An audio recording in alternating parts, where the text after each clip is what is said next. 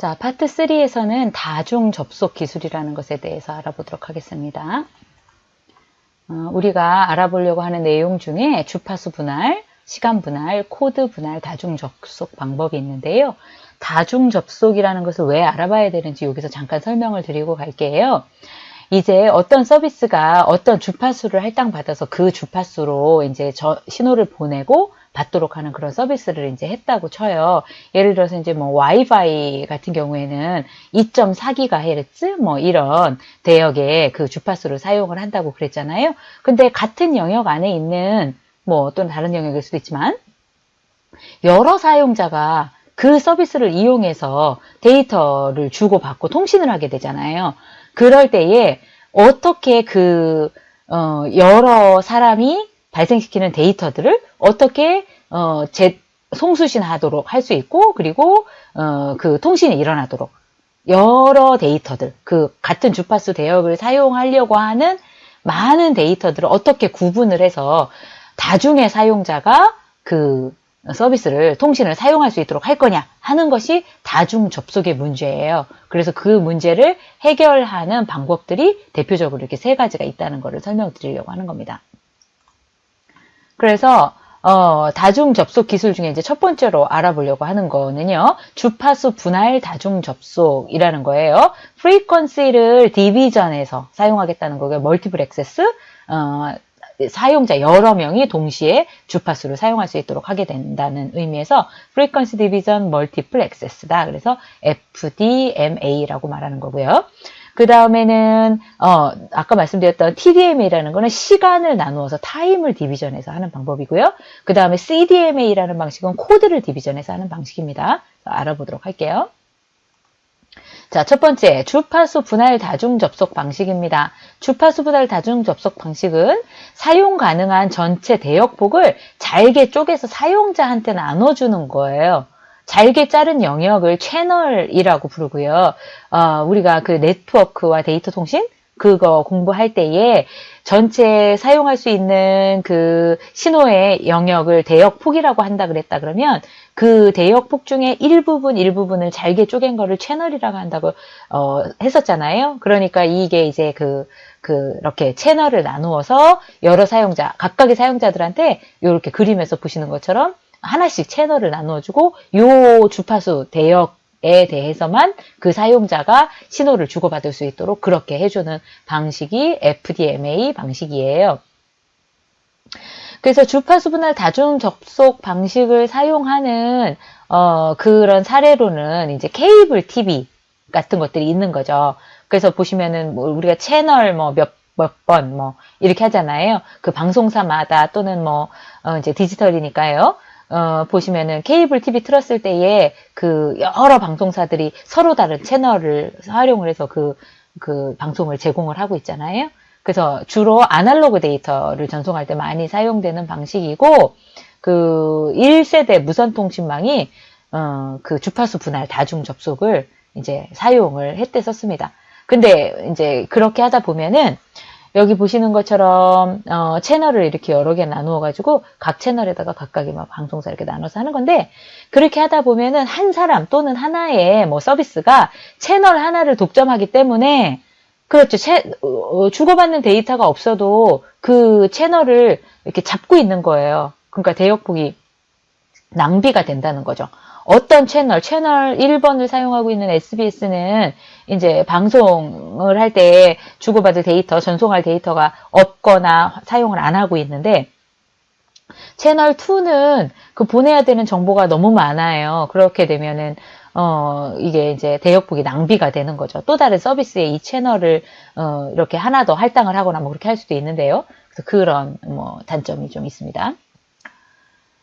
두 번째 방법은 시분할 다중 접속 방법, 시간 분할 방법이에요. 하나의 채널을 여러 사람이 나누어 쓸 때 어떻게 나누어 쓰도록 하느냐면, 그러니까 채널을 나누어 놓은 거는 맞는데요. 하나의 채널 안에서 또다시 요거를 나누는데, 이렇게 번갈아 가면서 짧은 시간 동안 데이터를 전송하도록 하는 방식이에요. 그래서 A라는 사람이 A를 전송하면 그 다음에 빠른 시간에 B라는 사람이 또 데이터를 전송하고 그 다음에 C라는 사람이 데이터를 전송하면서 그 채널로 보내는 데이터가 한 사람이 또는 한 기관이 보내는 데이터가 쭉 가는 게 아니라 여러 데이터들이 쫙 이렇게 섞여서 가도록 하는 거예요. 그러면은 수신하는 측에서도 그 섞여서 온 데이터를 이렇게 골라 받아서 해당하는 그 신호만을 받아서 하도록 하는 거죠.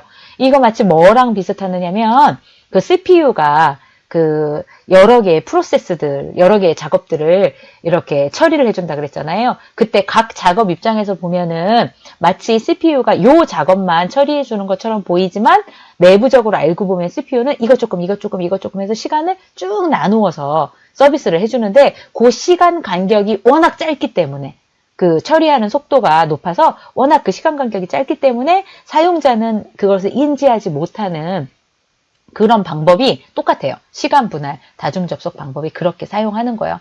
그래서 이 통신 채널을 통해서 신호를 전달할 때 그 신호가 전달되는 그 신호들이 이렇게 나뉘어서 A, B, C 나뉜 이 간격이 워낙 좁기 때문에 그 A만 골라서 찾아낸다 하더라도 그것들을 붙여도 웬만한 서비스의 품질이 나올 때 이 TDMA 방식을 사용을 합니다. 그 세 번째 방식은요, 코드 분할 다중 접속 방식 CDMA라는 방식인데요. 이 CDMA 방식은 우리나라에서 세계 최초로 상용화했었던 기술이고요. 이게 굉장히 그 우리나라 IT의 그 위상을 높였었던 그런 기술이어가지고 우리 교재에서도 지금 이렇게 되게 많이 이야기를 하고 있어요. 그래서 우리나라 세계 최초라는 타이틀이 어떻게 보면은 뭐랄까 자부심 이런 게 될 수가 있는 거거든요. 그래서 또 수출까지 했어요. 다른 나라들에서 이 방식을 이제 채용을 해서 많이 적용을 하고 있습니다. 어떻게 하느냐면요.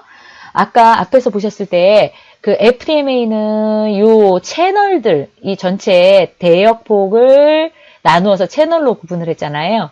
그런데 TDMA는 어떻게 했어요? 한 채널 안에서도 그 보내는 거를 이렇게 시간을 나누어서 그러니까 시간을 나누어서 신호들을 보냈잖아요. 그런데 CDMA는 더더군다나 하나의 데이터 덩어리를, 그러니까 보낼 수 있는 이 시간 간격일 거잖아요. 그 시간 간격에 한 사람, A라는 사람만 보내고 B라는 사람만 보냈을 때에 그 보낼 수 있는 그 신호의 능력이 다 활용이 되지가 않는 거예요.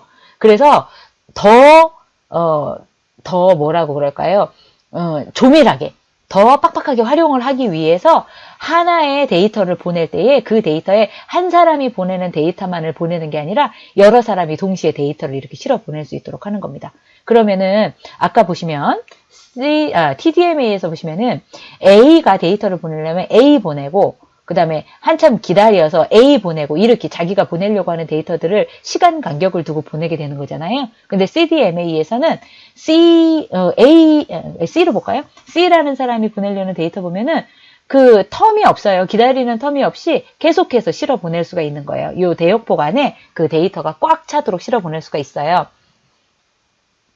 자, 그러면은 그거를 어떻게 그렇게 여러 사용자들이 전송하는 그 통신하는 데이터들을 막 섞어서 보내고 그러면은 이 수신하는 측에서는 막 섞여 있는 데이터를 받을 때에 어떻게 자기한테 오는 데이터를 선별해서 받을 수가 있느냐 하는 기술이 필요하게 되거든요. 그 기술은 사실 엄밀히 말하면 수학적으로 굉장히 복잡한 그런 계산을 통해서 이루어지는데 우리 교재에서 굉장히 쉽게 그거를 설명을 하고 있어요. 그래서 자 한번 보시면은요 이렇습니다. 요 그림에 보시면 ABC라는 사람이 있는 거예요. 이 ABC라는 사람이 지금 이제 이 통신 채널을 통해서 뭔가 데이터를 전송을 하려고 그러는 거예요. 그런데 보낼 수 있는 전체 그 데이터 한 번에 보낼 수 있는 데이터의 전체 용량이 이만큼이라고 보시는 거예요. 요만큼을 보낼 수 있는 거예요. 3비트짜리 3개를 한꺼번에 보낼 수 있다고 볼 때에 예를 들어서 A가 보내고 싶은 데이터가 1, 1, 0 이렇게 되는 거라고 보는 거예요. 그 다음에 B는 011, 그 다음에 C는 1100 여기서부터 읽어야 될까요? 여기서부터 읽어야 될까요? 어쨌든 이런 데이터들을 보내고 싶고 한 번에 보낼 수 있는 단위가 이만큼이라고 했죠. 그런데 앞서서 봤었던 타임을 분할하는 TDA 같으면은요, 첫 번째 타임에 요거 A 먼저 보내는 거예요. 그리고 두 번째 타임에 B를 보내고 세 번째 타임에 C를 보내는 거죠. A 보낼 때 여기에도 영역들이 남아있는데 이 영역에 보낼 수 있는 공간이 남아있음에도 A만 보내야 되니까 빈 채로 그냥 보낸단 말이에요. B를 보낼 때도 요게 3비트? 뭐 이렇게 표현할 수 있을지 모르겠지만 이렇게 3개의 데이터 말고 나머지도 데이터를 실어 보낼 수 있는 영역이 있는데 그냥 이렇게 비워서 보낸단 말이죠. 그런데 CDMA 방식에서는 어떻게 하느냐?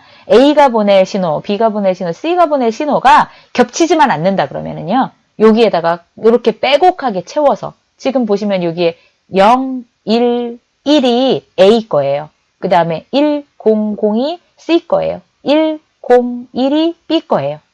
이해되시죠? 이렇게 꼭 채워서 이게 가장 이상적인 형태겠죠?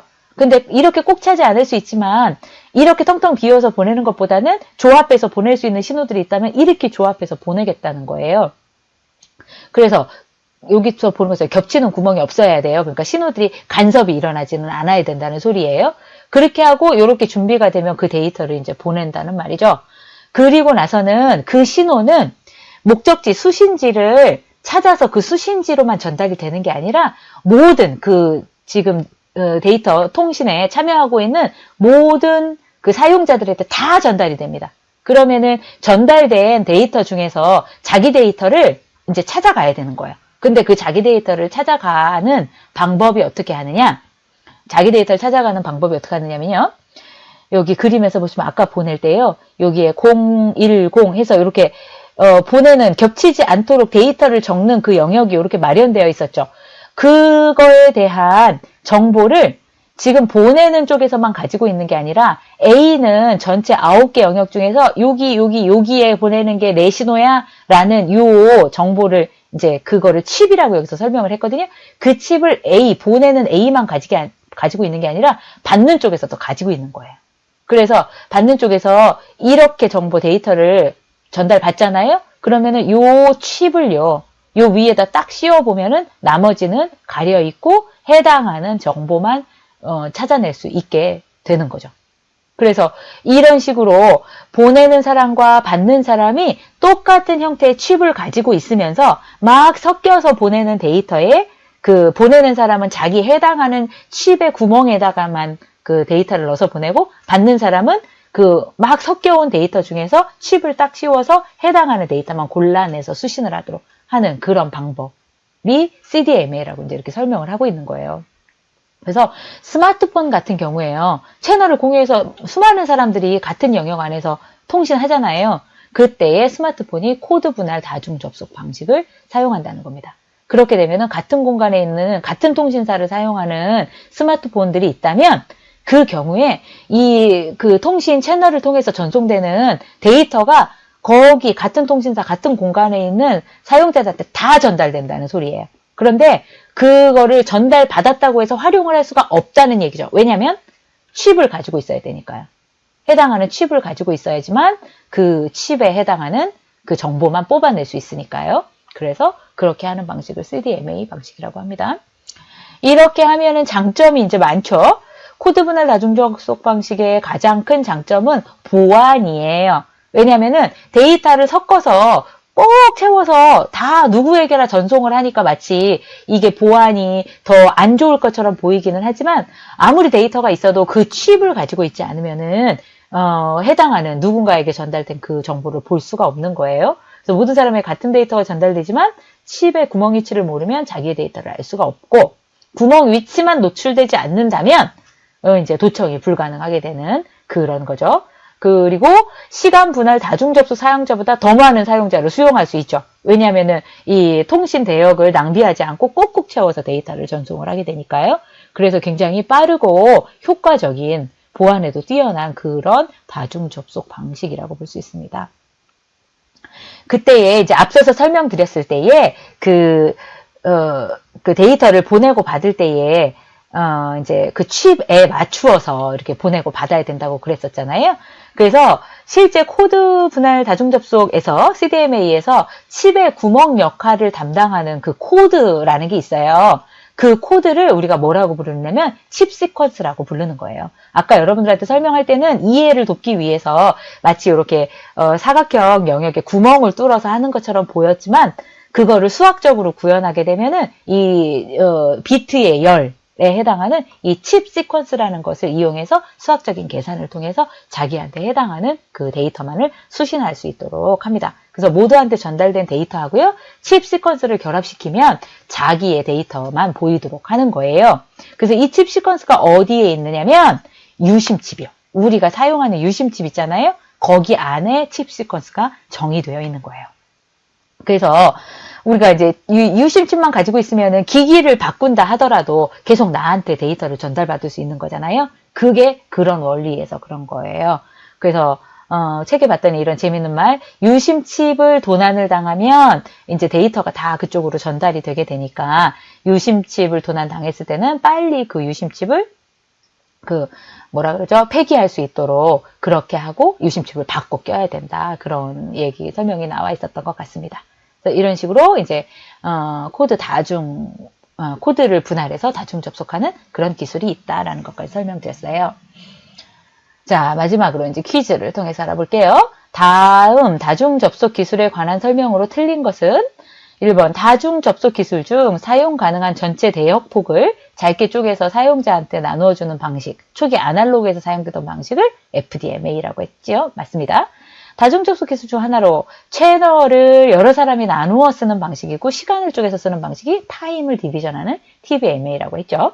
다중 접속 기술 중 한국이 세계 최초로 상용화한 기술은 TDMA가 아니고 CDMA입니다. 2번, 다음 중 코드 분할 다중 접속에서 CDMA에서 말씀이에요. 서로 겹치지 않게 제작된 특수한 이진수를 가리키는 단어는 뭐라고 합니까? 칩 시퀀스라고 합니다. 그것이 유심칩 안에 정의가 되어 있다는 것이고요.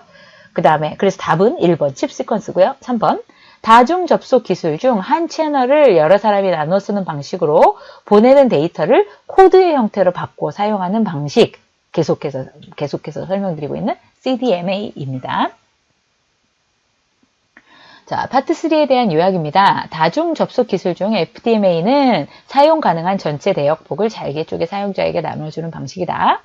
TDMA는 하나의 채널을 여러 사람이 나누어 쓰는 방식으로 시간을 쪼개 나누어 쓰는 방식입니다. CDMA는 하나의 채널을 여러 사람이 나누어 쓰는 방식으로 보내는 데이터를 코드 형태로 바꾸어서 사용을 합니다. 그리고 CDMA는 우리나라에서 최초로 상용화한 기술입니다. CDMA에서 사용하며 서로 겹치지 않게 제작된 특수한 이진수를 칩 시퀀스라고 합니다. 이렇게 해서 11강 강의를 마치겠습니다.